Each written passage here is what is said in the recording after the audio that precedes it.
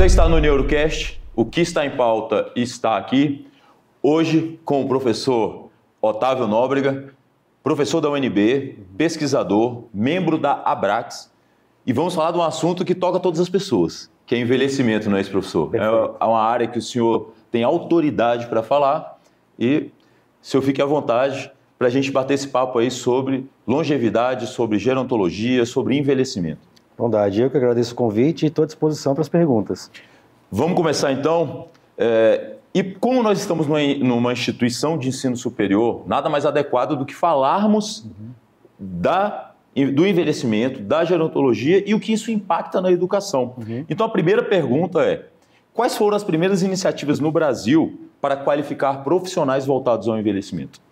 Realmente é importante essa pergunta, é uma questão de resgate histórico, da gente entender que, enfim, qualquer profissional que se pense, nas mais diferentes formações tradicionais, um médico, um arquiteto, um engenheiro, um advogado, certamente que ele tem autoridade para trabalhar junto ao público idoso pelo simples fato de que as suas atribuições, dentro daquilo que as suas atribuições lhe competem, ou seja, ele pode, o médico pode traçar um diagnóstico, bem como uma conduta, um plano de cuidados, um arquiteto pode planejar um ambiente adaptado, um advogado pode se especializar em causas sucessórias ou na interdição da pessoa idosa, enfim, cada profissão se debruçando sobre o público idoso dentro daquilo que é a sua competência. Isso sempre aconteceu e até aí tudo certo.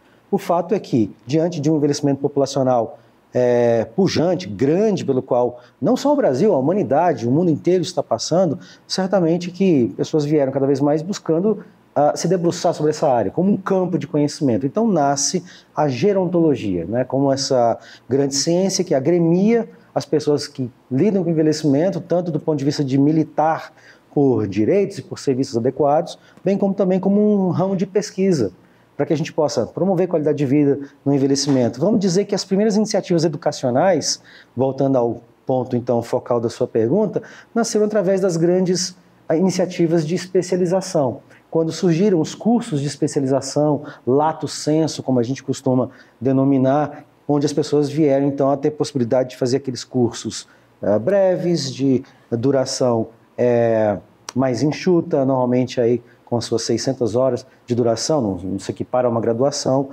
e que ao final ostentavam então uma certificação, era um profissional certificado em envelhecimento, em longevidade ou em gerontologia, a depender da titulação que a instituição fornecia, sendo então talvez um primeiro nível de formação. Veja, quase sempre então com a pessoa começando uma trajetória acadêmica na área do envelhecimento por uma especialização que vinha após a sua graduação, após uma graduação concluída. E é interessante todo esse aspecto que o senhor coloca, porque além da educação, é uma grande oportunidade profissional também, né?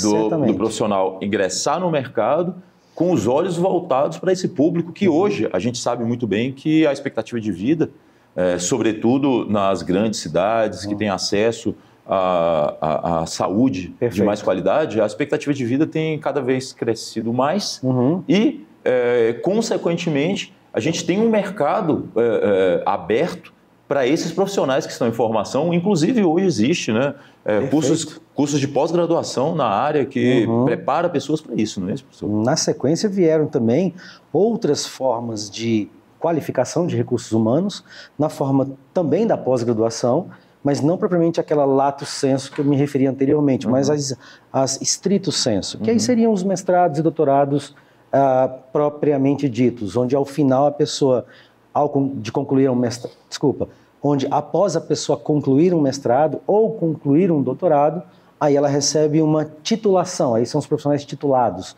porque onde aí ao final do mestrado, ao final do doutorado, a pessoa recebe, né, um diploma, aí são os profissionais diplomados, porque afinal de contas a instituição emite um diploma para essas pessoas. Então não apenas os profissionais certificados por terem cursado no lato sensu, mas também os diplomados porque chegam a concluir um mestrado e doutorado. E temos hoje no Brasil cerca de 10 a 12 iniciativas, esse número varia porque na verdade eu estou falando de instituições que nem todas levam o nome de gerontologia no nome, mas enfim, se a gente for adotar uma perspectiva mais ampla, acho que a gente chega a ter uns 12 grandes programas de pós-graduação espalhados pelo Brasil, a maior parte deles em São Paulo, estão no eixo mais sul-sudeste do Brasil, mas temos aqui também no centro-oeste, temos alguns na região nordeste do país, apenas no norte é que, infelizmente, ainda não temos, mas cada vez mais crescendo esse número de mestres e doutores formados em gerontologia, o que é indispensável. Eu costumo dizer, Paulo, que a gente está num país que ainda ostenta uma espécie de aura de país jovem, quando, na verdade, se a gente for pensar bem, em 2010, há não muito tempo, coisa de uns 15 anos, o Brasil celebrou, de certa forma, o marco de nós começarmos a ter mais idosos na sociedade do que crianças naquela primeira infância, de 0 ali até os 5 anos incompletos. Ou seja, nós já vivemos no país onde nós temos mais avós do que crianças. Sim. E ainda formamos muitas formas de profissionais voltados à primeira infância e poucos ainda voltados ao envelhecimento. Eu costumo dizer para os meus alunos da universidade que quem se voltar formado para um atendimento ao público idoso está na crista da onda, está realmente acompanhando a tendência, a modernidade, porque dentro em breve será o público que existirá, será o nosso cliente, será aquela pessoa que precisará dos nossos serviços. E Otávio, mais uma questão de curiosidade. A gente falou de pós-graduações aí, estrito e lato sensu. Existe no Brasil curso de graduação na área? Perfeito. Existem 2 grandes iniciativas. Depois que nós tivemos então essas iniciativas de qualificação dos profissionais já formados em suas respectivas áreas, com as especializações e os mestrados e doutorados, mais recentemente, em coisa de 2009, foi que nós começamos a ter as graduações. Não existem muitas iniciativas, são 2, praticamente apenas na região sudeste do Brasil, uma na USP, Universidade de São Paulo, outra na UFSCar, Universidade de São Carlos, também uma instituição federal em São Paulo. O fato tem formado uma leva de profissionais que, interessantemente, está se inserindo bastante no mercado de trabalho, fazendo gestão de instituições de longa permanência, cuidando de centros de convivência, se inserindo nas secretarias de assistência social, planejando políticas públicas e equipamentos públicos de assistência à pessoa idosa, fazendo pesquisa, entrando nesses mesmos programas de mestrado e doutorado que eu mencionei anteriormente. Ou seja, temos aí um admirável mundo novo pela frente, onde teremos cada vez mais profissionais diversificados, inclusive no nível da graduação, com as pessoas se graduando, ou seja, chegando a se tornar bacharéis em gerontologia, o que é um marco. E mais recentemente ainda, tivemos uma segunda grande categoria de profissionais também graduados, se formando, que aí são aqueles de uma graduação mais sucinta, mais breve, que são os de tecnologia, os tecnólogos em gerontologia, que é um profissional mais novo e cuja regulamentação profissional ainda precisa ser bastante discutida. Inclusive, tramita nesse exato momento um projeto de lei de número 9003, se eu não me engano, no Congresso Nacional, que visa justamente discutir quais seriam as atribuições profissionais desses profissionais que se formam em gerontologia, tanto bacharéis como tecnólogos, que ainda não dispõem de uma precisão acerca do que realmente teriam competência de executar. Mas é questão de tempo até que isso venha a ser regulamentado. Isso, já que o senhor tocou nesse assunto, como que esses bacharéis e tecnólogos têm contribuído para o mercado? Existem desafios ainda a serem superados ainda nessa área de atuação profissional? Certamente que sim. Se a gente pensar que o Brasil é um país que vem envelhecendo fortemente, e vem envelhecendo fortemente no sentido de que nós não demoramos mais do que 20 e poucos anos para dobrar o nosso quantitativo de idosos em sociedade, pessoas 60 mais em sociedade. Venhamos e convenhamos que países como os Estados Unidos, Canadá, a Europa de uma forma geral, levaram seus 60, 80 anos para atingir esse mesmo marco, ou seja, envelheceram de uma forma bem mais gradual, portanto, tendo possibilidade de adaptar suas estruturas, adaptar suas políticas públicas, seus sistemas previdenciários e seus sistemas de saúde, o que o Brasil precisa fazer de uma forma muito mais emergencial, de forma muito mais célere. E é indiscutível que tanto aqueles que se formam em nível de pós-graduação, como também os que se formam em nível de graduação, vão contribuir para essa adaptação do nosso país, que certamente tem desafios muito importantes. Talvez um dos principais seja a adaptação de um sistema de saúde, bem como também a adaptação de um sistema previdenciário, que venhamos e convenhamos, vai ser impactado por esse contingente de pessoas mais velhas. Uhum. E eu percebendo o senhor falando várias vezes aí, né, na gerontologia, gerontólogo e gerontologista, né? Existe às vezes essas nomenclaturas. Perfeito. E pelo que eu percebo, nós não temos ainda uma regulamentação clara a respeito disso. Temos apenas uma orientação da parte da Sociedade Brasileira de Geriatria e Gerontologia. Durante muitos anos, essa sociedade técnica, né, técnico-científica, que é a SBGG, Sociedade Brasileira de Geriatria e Gerontologia, que eu também integro, além de integrar a Abrax, a SBGG, quando foram criados os cursos de bacharéis em gerontologia, ela mesma fez uma publicação no sentido de direcionar o nome de gerontólogo para esses bacharéis. Portanto, a rigor, a terminologia de gerontólogo no Brasil, ela é atribuível apenas aos bacharéis. Quem faz mestrado, doutorado em gerontologia, na verdade, a princípio não pode se intitular como um gerontólogo, mas pode se intitular como um mestre em gerontologia, como um doutor em gerontologia, o que é mais legítimo. Mas o gerontólogo, a princípio, seria o graduado, a pessoa que se forma em nível de graduação. E aqueles que fazem provas de especialista, porque ainda tem isso. Várias sociedades técnico-científicas temáticas no envelhecimento no Brasil existem.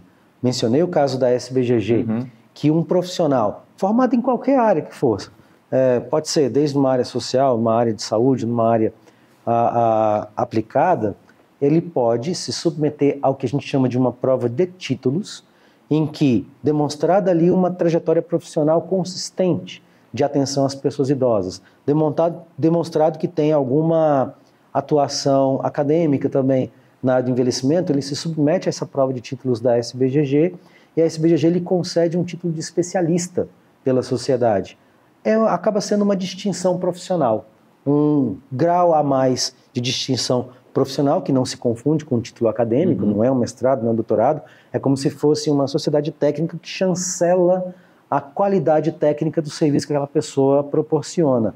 E nesse aspecto, a SBGG não é a única, porque, por exemplo, existe também a ABEM, a Associação Brasileira de Enfermagem, que, claro, tematicamente é muito mais próxima da atuação da enfermagem no Brasil e que também qualifica os seus quadros, concedendo um título de especialista em enfermagem gerontológica. E nos mesmos moldes também tem a Abrafig, que é uma associação brasileira em fisioterapia gerontológica, que também concede a mesma titulação de especialista em gerontologia para os fisioterapeutas. Então, perceba, há várias sociedades técnicas no Brasil que agremiam profissionais dessas respectivas áreas que atuam tematicamente com envelhecimento e são capazes de conceder essa espécie de titulação que meio que confirma, chancela, dá uma validação para a atuação desses profissionais para o envelhecimento. E, ao mesmo tempo, possivelmente também exerce um certo controle, né? Perfeito.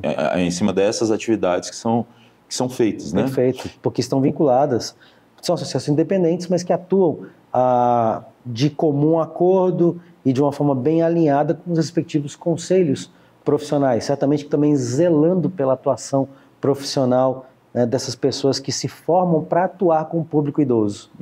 Otávio, e esse ponto é fundamental para a nossa conversa aqui, e é algo que a gente traz, né, ao nosso público, ao nosso aluno, não só ao nosso aluno, mas todos os nossos espectadores que, de certa forma, nesse momento se interessam pela área. Perfeito. Né? E é óbvio que, assim como todas as áreas existem desafios, existem oportunidades. Né? A gente percebe isso em qualquer área e não é diferente no tratamento ao idoso. Claro. Como no início da sua fala você colocou, que não só os cursos de saúde, porque quando a gente fala de envelhecimento, de uma forma quase intuitiva, se for no senso comum, claro, você vai se voltar para a saúde. Mas não necessariamente a saúde, até porque hoje, como a gente falou mais cedo um pouco, a gente tem uma população idosa vivendo e vivendo bem, vivendo com qualidade. Você vai numa academia, você vê às vezes pessoas de 70, 80 anos numa forma física e numa saúde ali, que consequentemente aquela pessoa vai demandar serviços não só de saúde, vai demandar serviços jurídicos, serviços de arquitetura, vários outros serviços que não só a formação em saúde e essa titulação, especialização, enfim, em gerontologia vai ser útil na vida profissional dessa pessoa, né? Dessa pessoa que se presta a trabalhar com esse público. E se a gente olhar para o futuro, né? Quais são os desafios e as oportunidades que a pessoa que se interessa por atuar nessa área, ela se apresenta nesse horizonte aí de futuro? Na verdade, talvez o maior desafio para o país, seja definitivamente, e até aproveitando o fato de que nós estamos no ambiente acadêmico aqui, o fato de que Brasil, tá, não é um pecado das instituições de ensino superior, é na verdade do nosso país, de não conseguir ainda introduzir, inserir conteúdos de gerontologia, de envelhecimento, dos ciclos da vida, de que a gente passa por diferentes momentos ao longo de uma vida inteira, dentro das diretrizes curriculares, dentro das grades curriculares. Eu vou mencionar apenas o caso da geriatria, porque é emblemático, estamos falando de um profissional de relevância incontestável, que é o profissional médico, extremamente importante como coordenador, como grande gestor e grande protagonista da área de saúde. Só os médicos, ilustrando por eles, dos 100% de cursos de dos 100% de cursos de medicina que existem no Brasil, talvez eu vá repetir só porque... Dos 100% de cursos de medicina que existem no Brasil, talvez apenas 30%, e isso são estimativas da Associação Médica Brasileira, tem uma disciplina de graduação temática em envelhecimento. Ou seja, tem uma disciplina de geriatria. Não é que os médicos não vejam todos algum conteúdo de envelhecimento, pode até ver, mas diluído ao longo da sua formação. Ou seja, isso já por si só demonstra o quanto que o conteúdo de envelhecimento ele pode não estar presente. Alerta para o risco de que ele pode estar diluído e às vezes até subestimado dentro de uma graduação, quando na verdade não existe uma disciplina dedicada.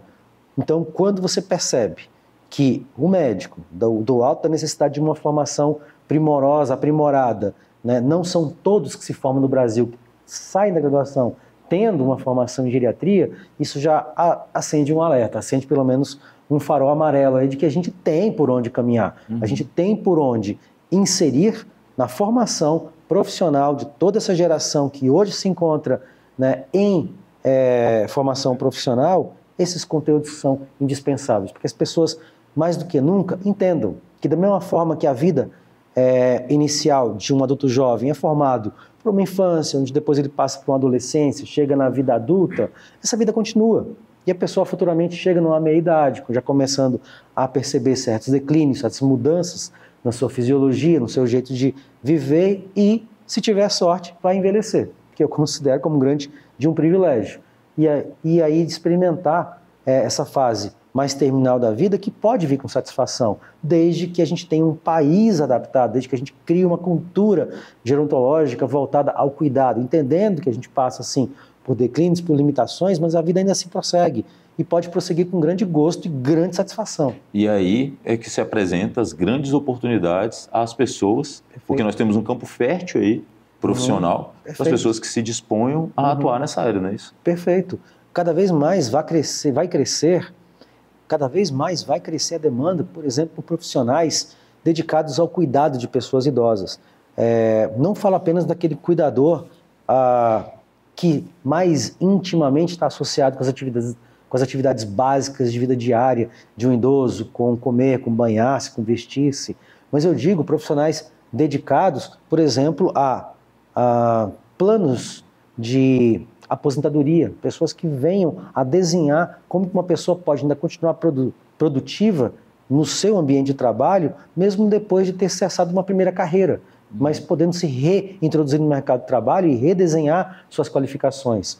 Eu falo das agências de turismo, que mais do que nunca podem adaptar, né, o seu foco para esse público, que uma parcela certamente envelhecerá com qualidade de vida, com bom estado geral de saúde, com renda, podendo, portanto, se dedicar àquilo que não pôde fazer durante uma vida laboral, que é, por exemplo, conhecer pontos turísticos, né, pontos que se interessassem por conhecer presencialmente, e outros tantos profissionais como o do direito que poderão ter, na assistência jurídica à pessoa idosa, a possibilidade de instruí-los como fazer uma sucessão patrimonial sem tantos custos, sem tantas taxas e impostos, que obviamente é algo que a gente gostaria muito de poder contar com isso. Portanto, temos todo um país e todo um cenário que o envelhecimento vai trazer, que é uma grande oportunidade para essas novas gerações que estão se formando nas faculdades. Tenho para mim que a Unieuro vai ser muito protagonista nesse assunto. Excelente. Muito bom. Com certeza, essa nossa conversa aqui abriu o horizonte para muitos profissionais, não só para novos profissionais, mas até para profissionais que já atuam no mercado e vão passar a ver esse lado, esse campo fértil ali para se produzir e prestar um serviço de qualidade. Otávio, muito obrigado. Nós do Unieuro agradecemos muito a sua participação aqui no UnieoroCast. Bondade, estou à disposição para todas as iniciativas que tenham com relação a essa educação gerontológica. E esse foi o UnieoroCast. Não perca o nosso próximo episódio.